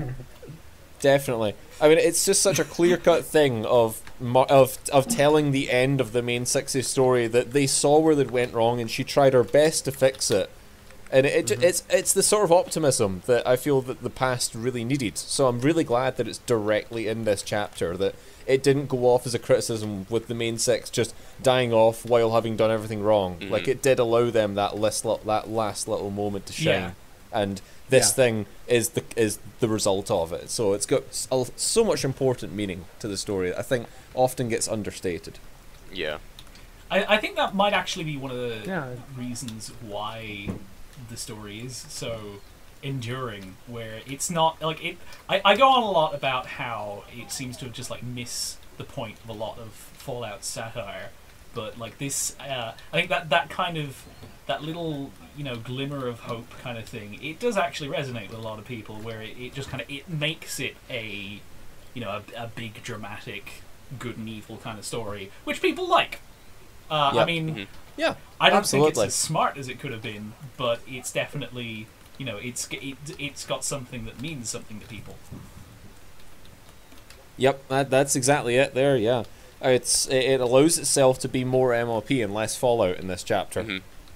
Yeah, absolutely. Especially with Spike retelling the stories of the mains of that was the best part of the chapter. Yeah. I felt it was kind of cringy. It was cringy. It was it was cringy. It was one of those things where, as I mentioned before about how it's replicating the events rather than being true to the character.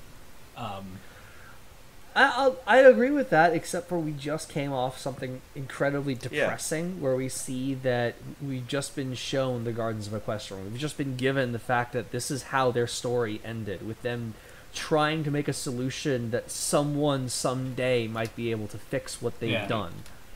And Little Pip very clearly states, hey, what were they like in life? As a means to cheer them up, and it serves as a way to cheer up both the reader and Spike. And you know what? It's cheesy as hell, but it was a welcome cheesiness at the time. Yeah, definitely. So Spike himself, I think someone mentioned that. I do like the way that they do have just a touch of Spike as we knew him in there. But then there's a scene happens after that, as the chapter goes forward, when we realise that there are more people with an interest in this device than just them. This is our first time that we meet the Enclave face to face. The Pegapets. So we meet a bunch of power armoured Pegasi.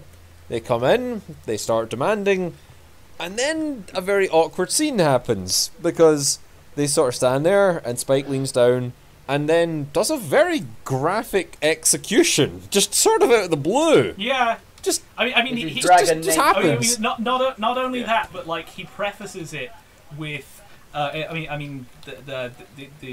Enclave people say they're like you would do well to remember who's in charge here, and then Spike goes, it's like, you would do well to remember who's tasty and good with ketchup, and it's just the most.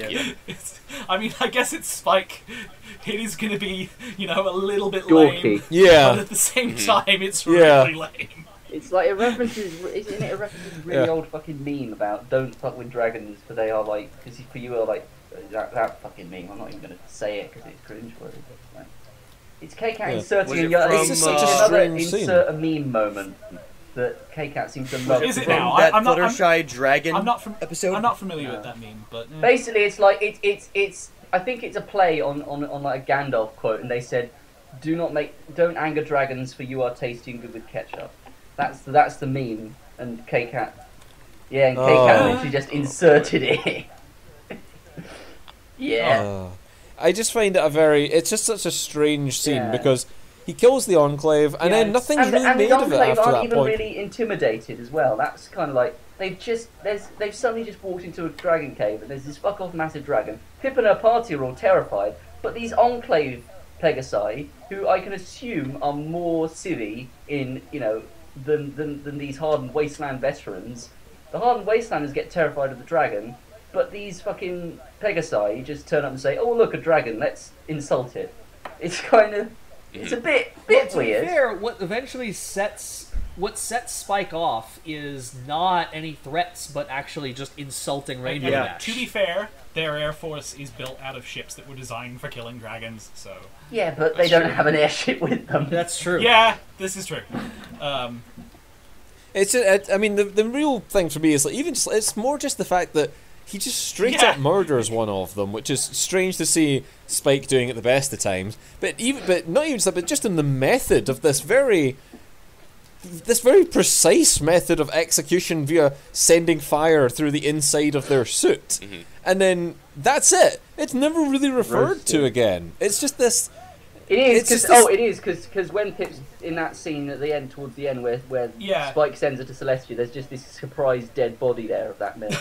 But yeah, it's almost like a joke. You know, that's the kind of it's a brick joke, and this is supposed to be one of the most dramatic, scenes in the whole thing.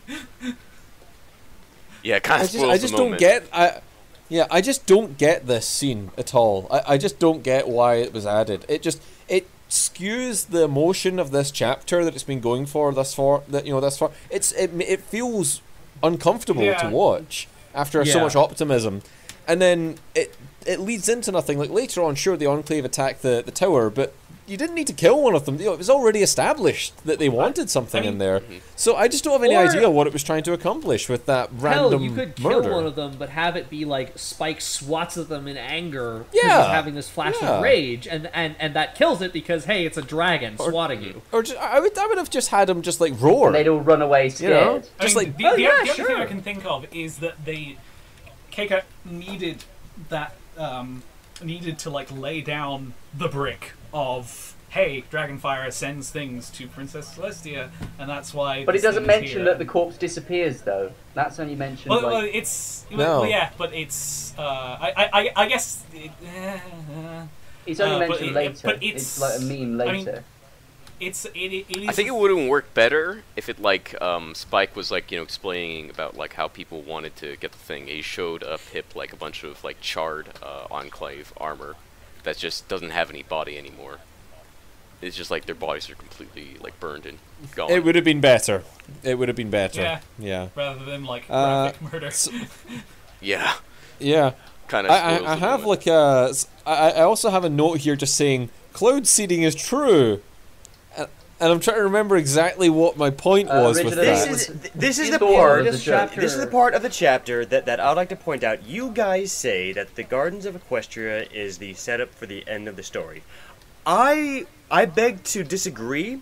I think it's when Spike and Calamity talk about the single Pegasus project that's setting up the real end of the story. Because the Gardens of Equestria is in the epilogue. But it's so redundant but how emotionally resonant. Yeah. It's just kind of there. Well, what we're saying is that should have been the ending. That felt more thematically better. I didn't feel that at all. The single Pegasus project just felt like a potential side quest to me when I was reading it. I didn't understand what its purpose was.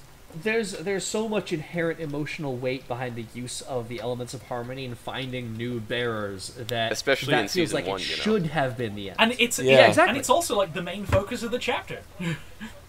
But the single Pegasus project would get that cloud seeding thing, which was that at the time reading it and rereading it again, I get the same impression that it was just in there conversationally because, hey, the Enclave live above the clouds. How do they eat? It was answering that question that Ten Pony Tower answered so stupidly. Which, to be fair, it's a legitimate question. And a legitimate I wrote an essay about it. It just had to come up. Yeah. Well, the intriguing thing is that one little mention of cloud seeding in this chapter is essentially the cause for one of the biggest criticisms of the ending that we will undoubtedly get to in our final volume. Yeah, let's kick that can down the road. Yeah. Right. Well, there's another recording at the concludes chapter. Oh yes. Yes. Oh yeah, that one. I have which definitely had an aspect of the cringing memes. Let me just such a tense moment ruined. Let me just read out my notes for this because it's in all caps. It says, "Why is she looking for the junior speeds?" The word doesn't finish.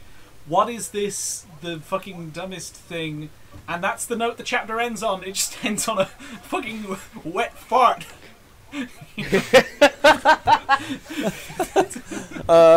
Okay, Ham, you were about to probably give us a wee summary of it, I think, if you would like to do so. Oh, I was just gonna say the similar thing in so many words. Just you had this dramatic moment set up of Dash's last recording before fighting with presumably Gilda, to the death, and I was like, this is such a Yeah.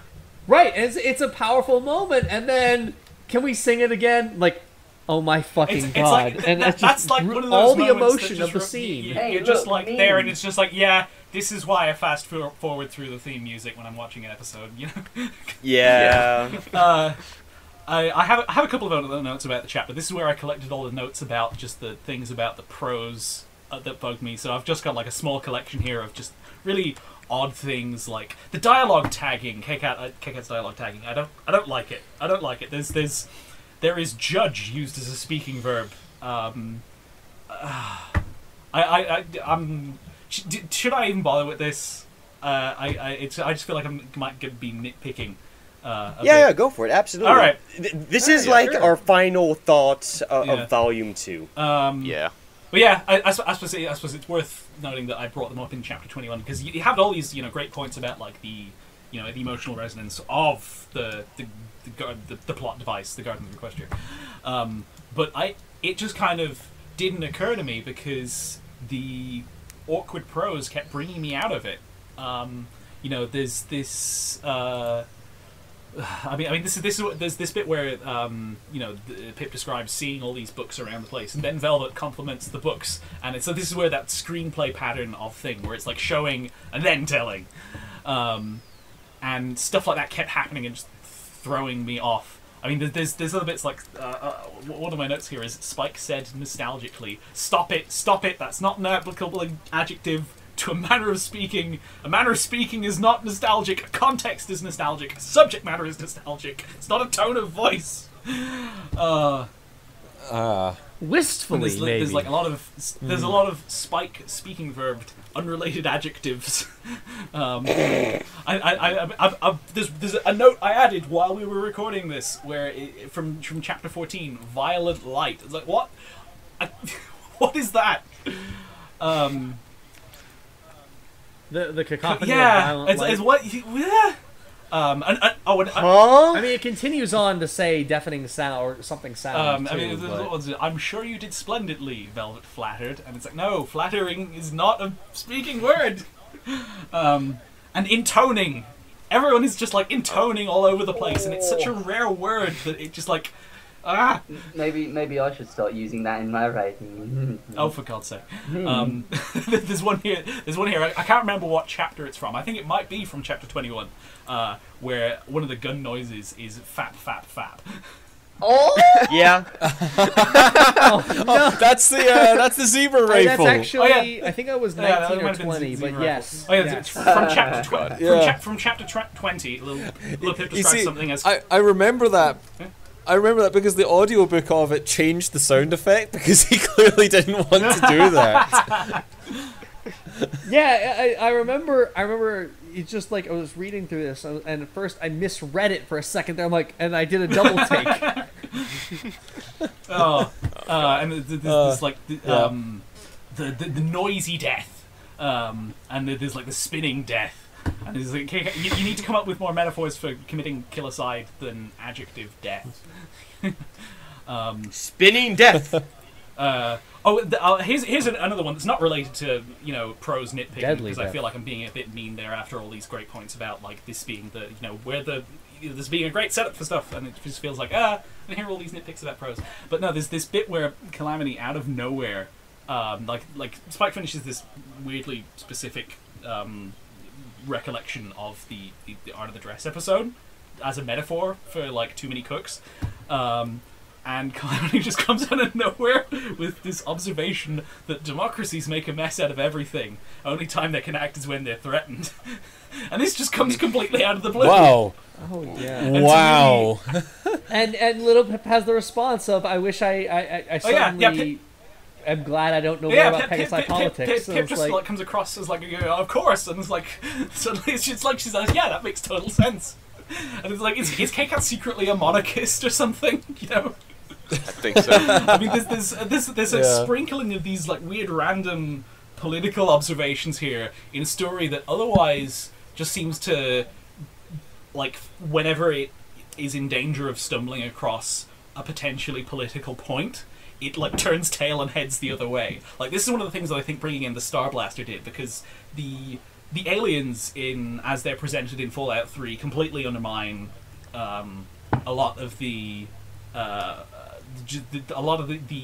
political and human weight of the story of Fallout, because there's that tape in fucking Mothership Zeta. That one fucking tape. Yeah, which it says that the aliens were responsible for the war, and it's like that just completely undermines every point that Fallout was trying to make, which was about the war and human self-destructive nature and stuff like that.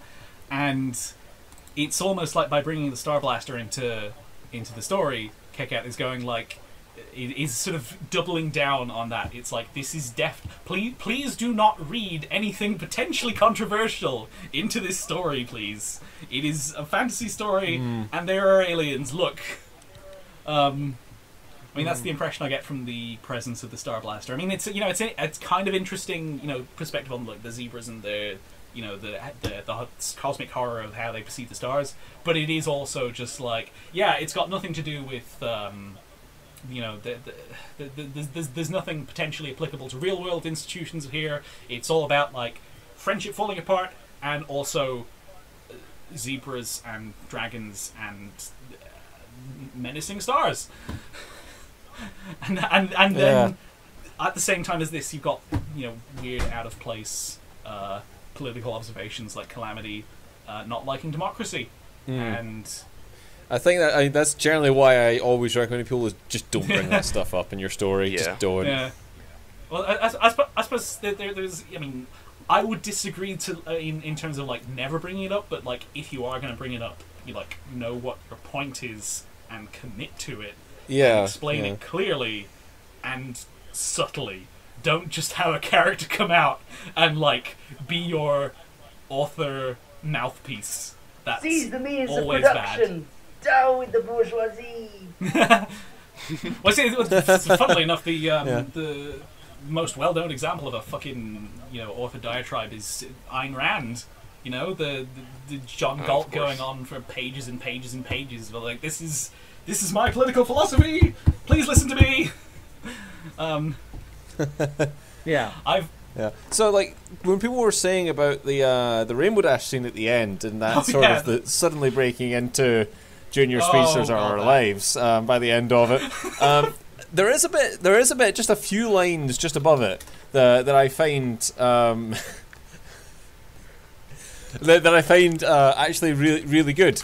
I'm gonna have to close down that Discord. There's a bunch of pictures in the chat of the confrontation at the end, and they're very silly.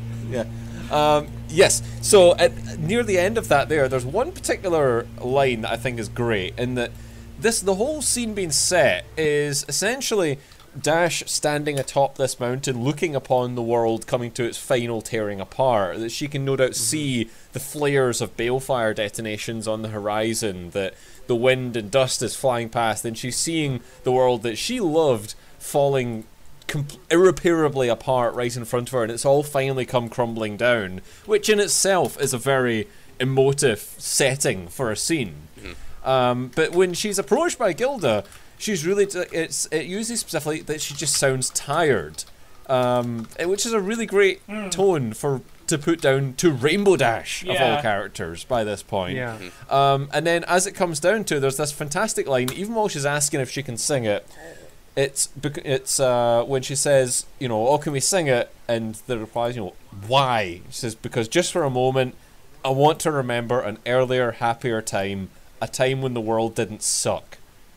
And I thought, that's a great line. That's just fantastic. Yeah. Just to really throw the weight on it all down there, and just to, again, bring up that theme I keep saying again and again of what was lost. It's not about returning it to the wartime era. It's about returning it to the Showtime era. As being the goal. And that line just encapsulates. Yeah, that's what makes it. That's what distinguishes it from Fallout.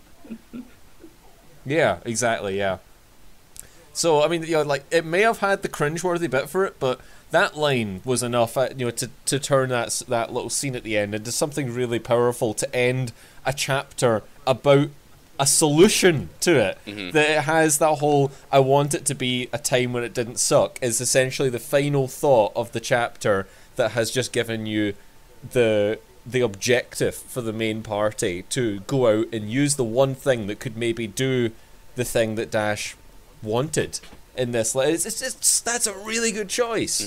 It gives you that emotional impetus by the end of all this setup, which makes it even more confusing that it isn't the ending. Oh, I know. Yeah. Any last thoughts? So that brings us, I mean, unless anyone's got anything else from that there, that's essentially, that brings us to the end of Volume 2, that the chapter has reached, the story has now reached the point where we have the MacGuffin in play. We now have the Guardians of Equestria introduced, and the full adventure is about to begin in its more directed form after this, I believe. Yep. So yeah, I mean that the setup is done. All the balls have been thrown into the air, most of them anyway. And yeah, it's. I'm not going to go into my full thoughts at the moment, but yeah, that's the end of Volume 2 there. And I guess if we can move on to final thoughts, unless anyone's got anything more about Chapter 21. Before I start rambling over and saying that same sentence about 5 times. Well, I've already gotten all my my prose nitpicked out. I just don't like Kikat's style of prose, and that's why I listen to the audiobook. Good dog, you never really did get into your rant on homage. Do you want to take that time now to do it? I mean, I guess, but like I kind of already did it a little bit before, so I can't really cover anything new. I've just noticed. It just, homage. Other than just reading over the chapters, it's just like, man, homage acts like a dick a lot, especially in 220.5 But that technically that doesn't count because that was written after the story. So and there she's a fucking like turbo technically dick. not gonna brush over it is what Yeah. I just want to say, in 20.5, homage is a dick, and also Little Pip makes Derpy sound like a better hero than her. I'd also like to note, just in the final chapter, the chapter where the Enclave is around, I forgot to mention, for some reason they want to take Calamity into custody, despite the fact that they branded him and cast him out. Now they want to imprison him? Yeah, that's the one thing about the whole Dashite thing. Is it because he's back above the clouds again and he's violated? Yep. That's exactly what it is. But also, I've got a quote here from Pip, which is funny. It says, "It would not be like her to not tell objective truths," referring to homage, of course. So that's a fun one. That's not objective at all. No. Yeah. I think I have. Where do I have my notes about how the homage just takes all these just really weird stances. Yeah. These weird moral stances that just kind of immediately I was suspicious of her. Again, I was just coming into it, it's like, yeah, let's try and give her that, like, she's meant to be 3 Dog, but it's like 3 Dog if 3 Dog was that that uncle who posts uncomfortable political posts on Facebook every now and then, and you just kind of have to like grin and bear it. Yeah. Yeah, that's pretty much homage in a nutshell. Grimstar, he hates ghouls. Oh, then he got killed. Well, I'm not going to say anything about that, but it serves him right. He hated ghouls, so it's okay. That's the kind of attitude she's got. Oh wait, and then she condemns Pip's like, Pip has slaughtered an entire village. Oh wait, they were cannibals. That's okay! Well, hold on, roll back a second here. First of all, no one was condoning the murder I'm not of saying Grimstar. that, but I'm pointing out the fact that she was. Oh yeah, she just kind of let it slide. She didn't. Yeah. Well, no, she got the story from Steelhooves, who was lying. Yeah. Like, why would she suddenly stop to question if he's lying? Mm-hmm. Like, I feel like reporting on that as it was told to her was totally I suppose justified. this came up before about how she sometimes she it's like, yeah, she has a couple of awkward stances that are a bit weird, but also there are honest mistakes where she's operating as best she can under limited information. Yeah, exactly. Well, it's also like she's like she doesn't try really hard to be objective at all. She's just always states her opinions and everything. It's pretty clear that she's biased. Where is? Oh yeah, here's the thing I have. It was just after the quote. You know that one, where Of course. it's. I got the impression that. I didn't get the impression that she was speaking truth to power so much as she was trying to create her own power, particularly with her stance on Ten Pony Tower's ridiculous law system, and also how she kind of more or less immediately sets about getting Pip to do what she wants. I mean, yeah, it can also be read as Pip starts looking to the person in the Wasteland with the most information for a bit of direction, but you can read it the other way too. Right. I think I've always just said the idea behind Homage's kind of place in the story. I always just saw is a lot of these problems could really have been cleared up with a little bit more screen time. I think regarding she's these. fully executed, and that gives across a kind of a weird feeling about Homage. You don't quite know. You can kind of tell what K-Cat wants her to be, but it comes across weird. Yeah. So I mean, like it's a lot. I mean, a lot of these things are because we have very little else to go after on Homage. Because if she says something, we can have to take that at face value because she actually doesn't have a lot of screen time at all. There's only a handful, maybe less, of chapters that she physically appears in. So many of the things that we hear and criticize about, I feel that if we'd had more screen time for her actual personality to be shown and reasoning and thoughts, we might be able to sort of do what we do with Little Pip, which is where her moments of craziness, we can sometimes realize, okay, it was just because she had realized what these zebras did. Right. For this thing. I feel a lot of those things with Homage could probably have been cleared up with more time to actually get to know her. I think I've said in the past that I really think Homage should have accompanied the party on the last few quests we just went on, essentially, here. Granted, that raises the criticism of, why? Why are you risking this incredibly important person? But it would have at least given her a chance to be there and to have a bit more interaction with the party overall. Yeah, I think that probably would have worked. And also, like I said, there's a few things that we do get about Homage just kind of like raise more questions. Like how, like when she joined the Twilight Society and she doesn't really agree with how the fact that they don't do anything. She doesn't. It seems clear that she doesn't even like question it, because like Pip just goes up to them and just says, "Oh hey, why are you just sitting around? You should probably do some things." And they're like, "Oh yeah, we should probably consider that." So it's like, why wasn't Homage pushing for this if she's like against it? Like, you know what? You're right. Yeah, again, screen time. Very, very much screen time issues there. Exactly. There's a few things that are just kind of like. They're a bit awkward, but they need to. It's just by virtue of the medium.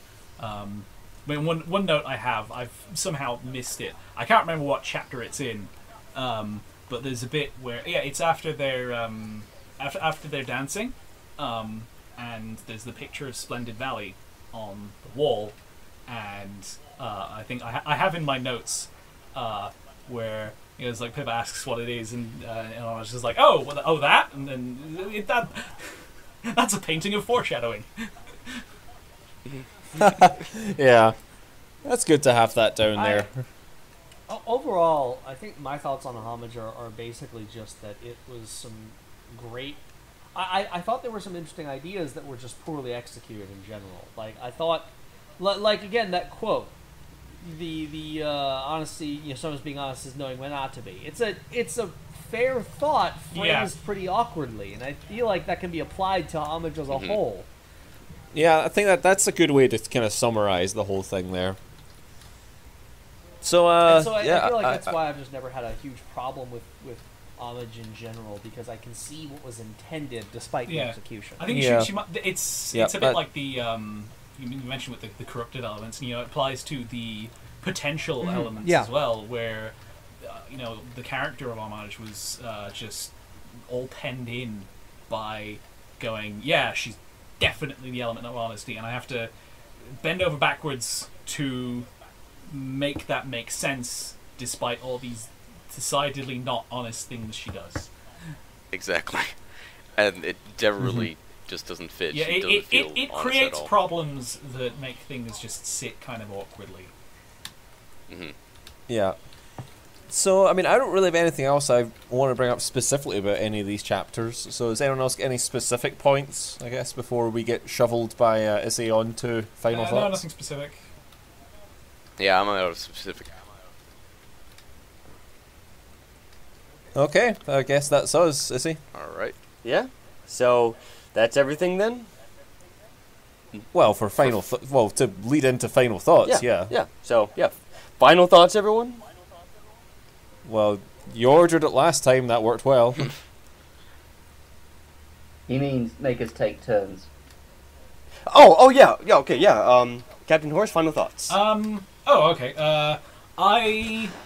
I came away from this string of chapters with a kind of mixed feelings. It's like, I suppose it made me think about the part one in I suppose a more positive light by looking at this, where in even though there were definitely complaints I had about the first part, it it had a bit of clarity and focus, and it just kind of it sits well in the memory. I mean, the first note I have for the entire thing here is for this entire part two is that from this point on the story starts to get a bit fuzzy in the mind, and it becomes difficult to identify exactly It becomes what murky happens number when. 7. But it's I mean, you've got these 8 chapters where so many I've said it multiple times, so many balls get thrown in the air, all these plot threads that start that it starts to become a bit tricky to parse everything, and reading these bits on their own, it's probably a more satisfying read when you've just come off the first part and you're going into the third part, where it's got a bit of a middle child about it. It is on the way to somewhere where it's putting down it's sowing all these seeds that will come up later, and that makes it a bit awkward to read on its own. So, Ham? I was just, honestly, I came away from this just kind of with more than a bit of nostalgia for what made me enjoy the story in the first place, to be honest. Like, having not been on the Volume 1, I honestly just didn't even read Volume 1 before diving into the reread of Volume 2, and I don't know whether that impacted my experience positively or negatively, but overall, it just reminded me of a few too many really good, meaty character moments here, like finding Pinkie Pie, like the Gardens of Equestria, like Little Pip overcoming her addiction forcibly and then flushing all the pills down the toilet. Like, there were a lot of just good, gripping moments in here that carried me through, even so some of the really poor logic, and even through how much I really, really don't like the whole Monterey Jack subplot. I was able to put it aside because I like everything else that's going on here. I like the memory orbs, I like the creative use of them, the little touches like the mechanical owls and stuff like that. It's just made it's just overall just an enjoyable reread for me. And heck, I would be I was almost tempted to keep reading after this, but I kind of did a hard stop just to make sure I didn't misremember things.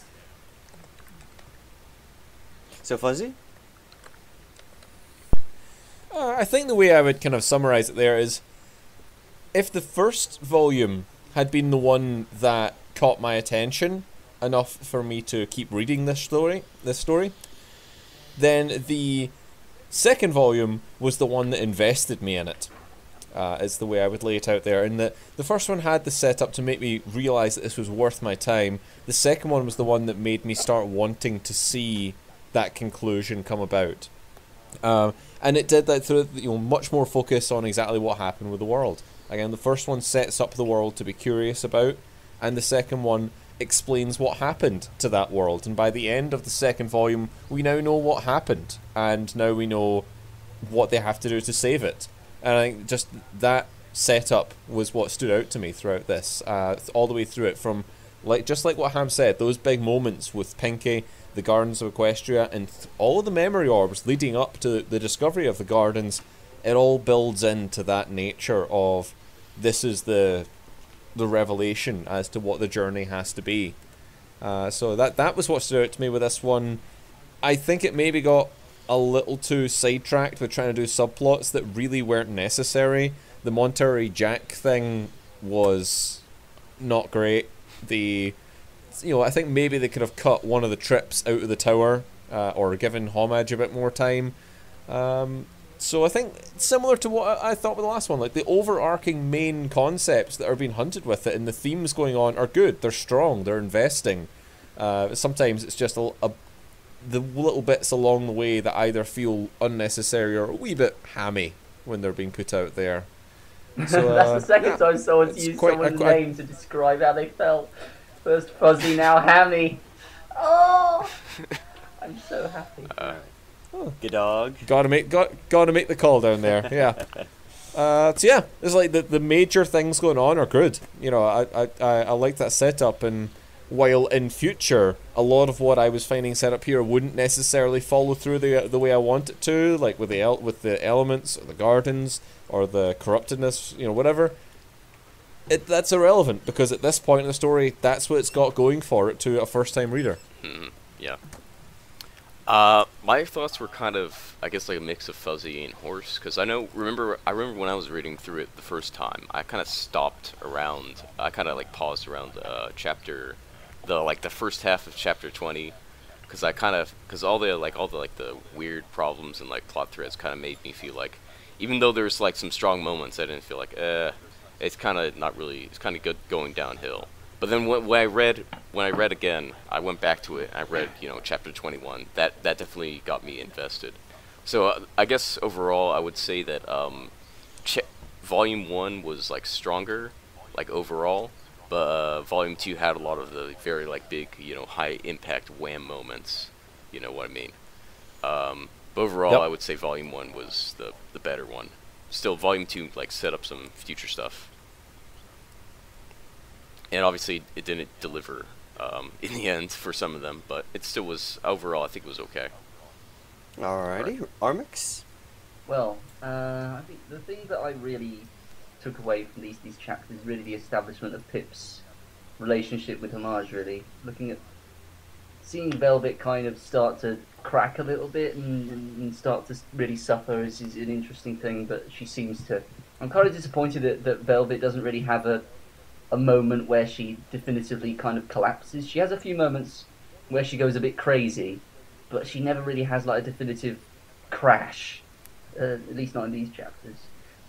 Apart from that, it's just Pip's relationship with Homage. It just seems... It doesn't seem quite... It seems so rushed, almost. It's like it happens a bit too quickly, and I would have preferred if it had been a bit more like... It continues through the story and really culminates just towards the end, and they have this kind of bittersweet thing where they sort of realise each other's feelings, but they're not allowed to act on them because Pip has to go into the SPP. I would have preferred that as an ending rather than it just being, as Horse put it, lesbians. So I think that was a little bit basic of K-Cat to do. Oh my god. It's called continuity. Okay. It's got to happen. All right, finish up. Or is that it? Done. Do we miss anyone? No, that was everyone. That's everyone. I guess except you. Yep. Except for your thoughts, basic.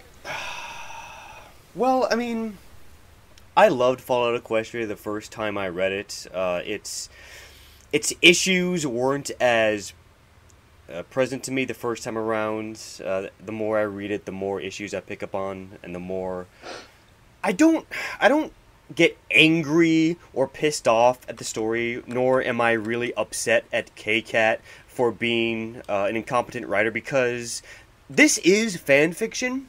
I mean, for a fan and I've said this before, and I will always say this. Fallout Equestria is one of the better written fan fictions that I've ever read. You can talk about its issues all you want, but you can't deny that like it's so much better than the majority of fan fiction out definitely there. better than the Third Reich, am I right? Oh God. Or Project Humans. Or Project Humans. We should do a podcast on your thoughts on Project Humans. Maybe when we get back from basic training. But no, Alright. As for Volume 2 of Fallout Equestria, it's, as Fuzzy said, this is the one where, like, a lot of balls are thrown into the air, a lot of plot hooks are established, such as the Goddess with Trixie, the Black Book, sending Little Pip into Philadelphia, a brief mention of Canterlot, and just all these things. And K-Cat incorrectly calls these Chekhov's guns.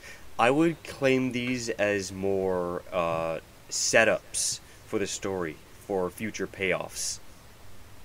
So, and that's really what the bulk of Volume 2 is about, and it's, as far as that goes, I think it's done very well.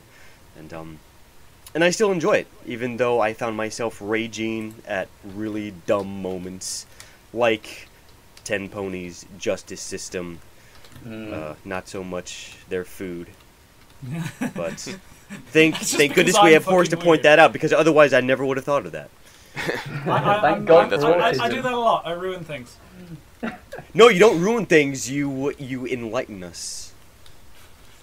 So, but yeah, those are... I'm Adam Conover, and this is Adam... You should be an analyst, Brony Horse. I'm sure you'd be very, very... Yeah. Yeah, those are my final thoughts on it, and that brings us to an end of another roundtable review of Fallout Equestria. Thank you, everyone, for listening. Thank you, Captain Horse, Armix, Dr. Ham, Fuzzy, and Gadog for being here. This has been an absolute pleasure. If you enjoyed listening to this podcast, this was recorded on a Fallout Equestria Discord server called the Post-Apoc Emporium. You can find an invite link in the description. Please come and join us. You can join us in our regular discussions of Fallout Equestria, among other things, if you so wish. You can be party to me just kind of completely losing it at things that are utterly inconsequential. That will do us. That will do us for tonight, folks. After this, I hand over the reins to Armix. God help us all. And Horse, you can't forget. For editing, yes. And Horse. Yep. So I guess, like, in some ways, for signing off for it, you can almost read the final line of Volume 2, which is very appropriate for the moment here. As it says, the audio recording abruptly cut off. The machine had reached its limit.